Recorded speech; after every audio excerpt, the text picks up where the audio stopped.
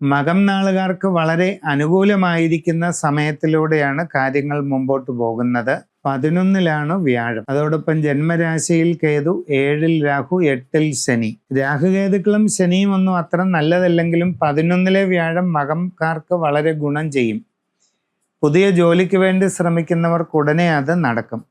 വിദേശ രാജ്യങ്ങളിൽ വിവിധ മേഖലകളിൽ ജോലി ചെയ്തുകൊണ്ടിരിക്കുന്നവർക്കും ഒട്ടേറെ ഗുണങ്ങൾ ഉണ്ടാകും. സാമ്പത്തികമായി പുരോഗതി കൈവരിക്കാൻ കഴിയും. വിവിധ മേഖലകളിൽ പലതരത്തിലുള്ള അനുഭവ ഗുണങ്ങളും നേട്ടങ്ങളും ഉണ്ടാകുന്നതാണ്. കച്ചവട രംഗത്ത് പ്രവർത്തിക്കുന്നവർക്ക് വളരെയധികം സാമ്പത്തിക പുരോഗതിയും നേട്ടങ്ങളും വന്നു ചേരാൻ സാധ്യത കാണുന്നുണ്ട്. കുട്ടികൾക്ക് നല്ല പഠന പുരോഗതിയും ഉപരിപഠന സാധ്യതയും കാണുന്നുണ്ട്. നിങ്ങളുടെ ജീവിതത്തിൽ വളരെ സുപ്രധാനമായ മാറ്റങ്ങളുടെ ഒരു കാലഘട്ടമാണ് വരുന്നത്.